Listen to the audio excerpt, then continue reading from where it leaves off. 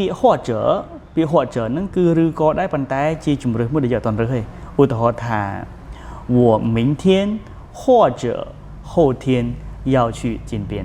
យ៉ាងគឺខ្ញុំស្អែកឬខាងស្អែកត្រូវទៅពេញហើយយើងអាចស្អែកអាចខាងស្អែកតែអត់តច្បាស់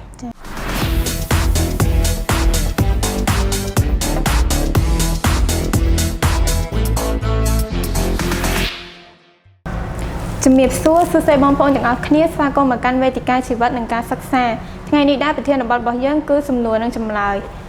ជំរាបសួរលោកsưថ្ងៃនេះដែរយើងមានសំណួរខ្លះមកសួរលោកsưដោយសារមានតែសិស្សានុសិស្សខ្លះគាត់សួរថា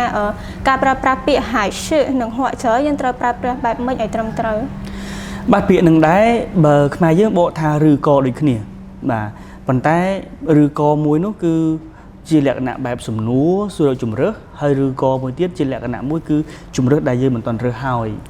អញ្ចឹងយើងនិយាយពាក្យហៅsưសិនពាក្យហៅsưពាក្យនឹងបើយើងបកដំបូងគេដែលយើងរៀនគឺយើងប្រែថានៅតែហៅsưគឺនៅតែបើថាគាត់នៅតែខិតខំប្រឹងប្រែងរៀនសូត្ររាល់ថ្ងៃអញ្ចឹងទៅ他还是ណា他还是每天很努力工作ឬមួយក៏上班អញ្ចឹងទៅយើងពាក្យហៅsưកន្លែងនេះដែលជាដៃគូរបស់ហួចចយើងបកថាឬក៏ដែរប៉ុន្តែវាជាសំណួរសួររកជំរឿសដែលយើងហៅថា alternative question ឧទាហរណ៍ថាអ្នកញ៉ាំតែឬញ៉ាំកាហ្វេអ្នកទៅពេញឬទៅកប៉ោតអញ្ចឹងពេលដែលយើងសួរជំរឿសណាមួយអញ្ចឹងយើងប្រើពាក្យហៅsưកន្លែងហ្នឹងអញ្ចឹងទម្រង់វាគឺប្រធានបាទបូកជាមួយនឹងកិរិយាសព្ទអញ្ចឹងទៅហើយហៅsưបូកជាមួយនឹងកិរិយាសព្ទហើយបូកជាមួយនឹងអីទៀតមកឧទាហរណ៍ថា你喝水还是喝茶អញ្ចឹងអ្នកញ៉ាំទឹកឬញ៉ាំតែ你喝茶还是喝咖啡អ្នកញ៉ាំតែឬញ៉ាំកាហ្វេអញ្ចឹងពីរហ្នឹងយកមួយណា Alright ដោយឡែកពាក្យហួចចហ្នឹងគឺឬក៏ដែរប៉ុន្តែជាជំរឿសមួយដែលយកអត់តរើសទេឧទាហរណ៍ថា我明天或者后天要去金边យ៉ាងគឺខ្ញុំស្អែកឬខាងស្អែកត្រូវទៅពេញហើយយើងអាចស្អែកអាចខាងស្អែកតែអត់តច្បាស់បាទអញ្ចឹងគឺហួចចយើងប្រើអញ្ចឹងឯង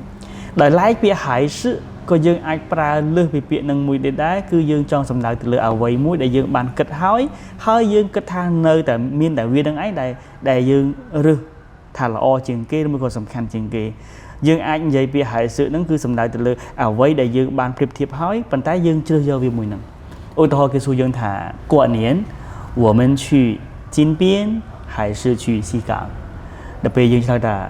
我们还是去西港吧យើងពួកយើងយល់ល្អទៅកំពង់សោមទៅ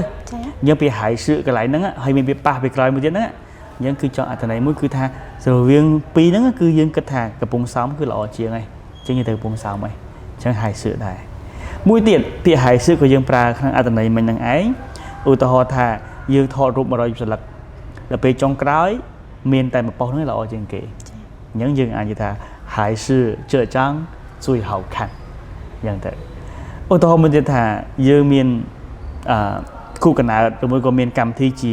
special សម្រាប់យើងតែមិត្តភ័ក្តិយើងមក5នាក់អត់មានណាគេទិញកាដូឲ្យសោះមានម្នាក់ដែលមកអញ្ចឹងយើងថា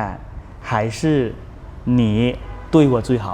អញ្ចឹងមានតែណាឯងទេដែលល្អមួយខ្ញុំជាងគេអញ្ចឹងគឺយើងអាចប្រើពាក្យហៅsưនៅកន្លែងហ្នឹងបានដែរបាទអញ្ចឹងសរុបមកវិញបើយើងប្រៀបធៀបពាក្យហៅsưពាក្យហួចច